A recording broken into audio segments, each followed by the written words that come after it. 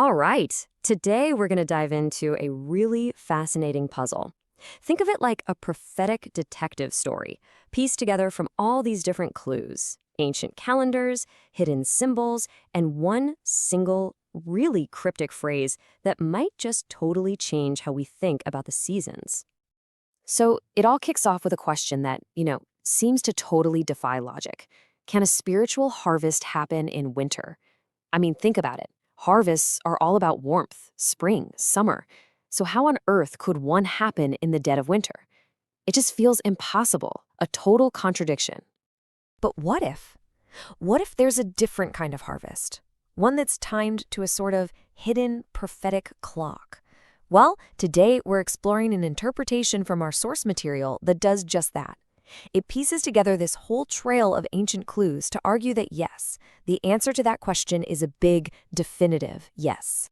So our first clue isn't actually a prophecy.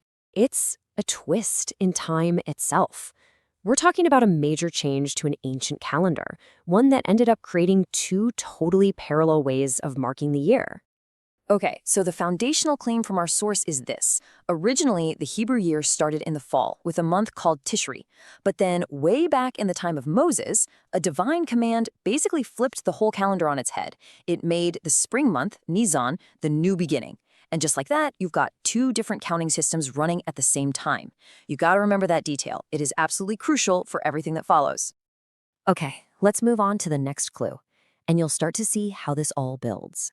We're going to a single, specific location, Jacob's Well, where we find two incredibly similar stories. And get this, they unfold centuries apart, almost like a perfect mirror image across time.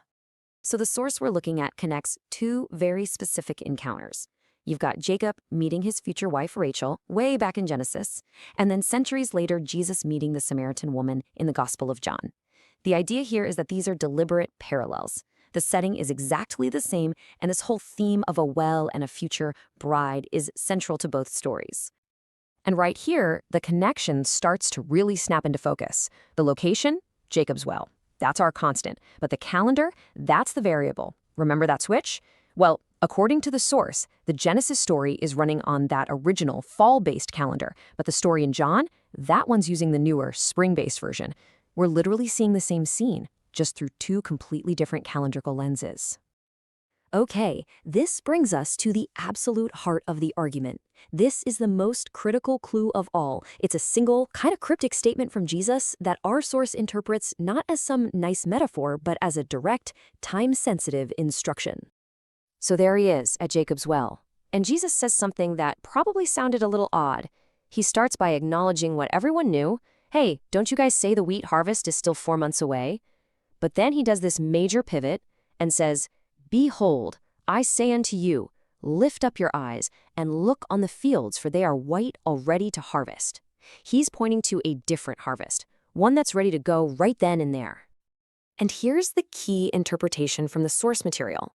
This isn't just flowery language. It's being read as a literal command to do some math. The idea is that Jesus is telling them to count backwards, 4 months from that upcoming spring harvest, to find this other prophetic harvest that's happening in the present moment. So let's map this out, right? The traditional wheat harvest, that usually kicks off in Sivan, which is the 3rd month on the calendar, kind of late spring. Now, if we follow this interpretation and count back 4 full months, where do we land? Boom! Right here in the month of Shabbat, the 11th month. And that, my friends, places this prophetic harvest smack dab in the middle of winter. So let's put the pieces on the table. We've got the calendar switch, we've got the mirrored story at the well, and now we have this 4-month calculation that points directly to winter. Now let's see how the source tries to tie this all together with some other corroborating signs. So the target month here is called Shavat. On the Hebrew religious calendar, it's the 11th month, which lines up with our January and February. All of a sudden, this prophetic winter harvest has a name and a specific spot on our modern calendar. And to really bolster this conclusion, the source points to a whole cluster of symbolic signs that are all connected to this exact time of year. It pulls from a bunch of different places, astrology, Greek traditions, even early Christian figures, to make the case that this isn't all just some big coincidence. Okay, check this out. The astrological sign for the month of Shabbat is Aquarius, the water bearer. And the source makes a direct link from this to the Gospel of Luke, where the sign to find the room for the Last Supper is, you guessed it, a man bearing a pitcher of water. So, in this interpretation, the water bearer isn't just a symbol, it's literally pointing the way. And finally, the source points to one last mirror image. See, the traditional Jewish day of love, Tu B'Av, happens in the summer. But if you look at this winter time frame we've landed on, in the month of Shavat, you find these Gentile days of love. You've got the Orthodox feast day for Priscilla and Aquila, a really famous married couple from the early church, on February 13th, and that's immediately followed by Valentine's Day. It's like a perfect winter echo of a summer theme. And all of this brings us to the final question, really. Is this whole chain of clues, from the calendar switch all the way to the water bearer, is it an ancient code that was hidden in plain sight, just waiting to be revealed? Or is it a really compelling but ultimately modern reinterpretation of a bunch of scattered symbols? Well, that's the puzzle that the well and the water bearer leaves for us to think about.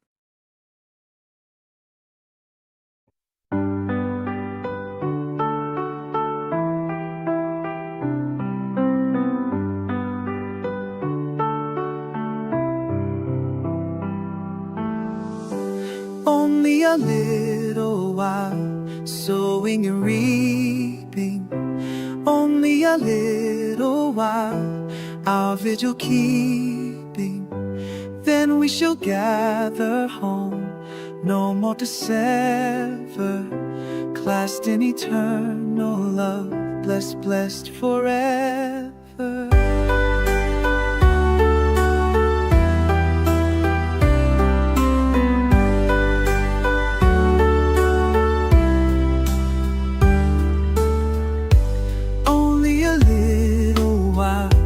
Heartbreak and sorrow, dark though the night may be, cloudless the morrow. Only a little while, earth ties to sever. Then in our fatherland, blessed, blessed is forever. Only a little while, shadow and sadness. Then in eternity, sunshine and gladness.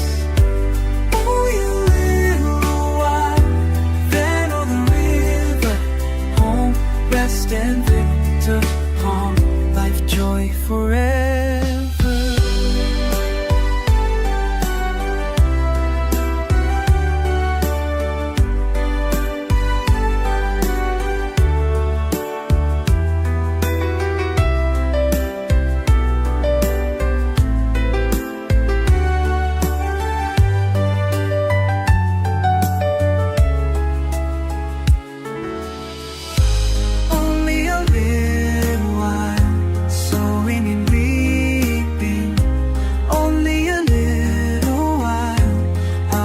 Keeping, then we shall gather home, no more sever, clasped in eternal life, blessed forever.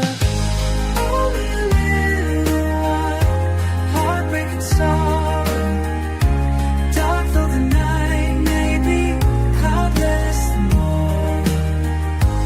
Only a little while, earth ties to sever. Then in our fatherland, blessed, blessed forever. Only a little while, shadow and sadness. Then eternity, sunshine and gladness. And then on the river, home, rest and victor, palm, light, joy.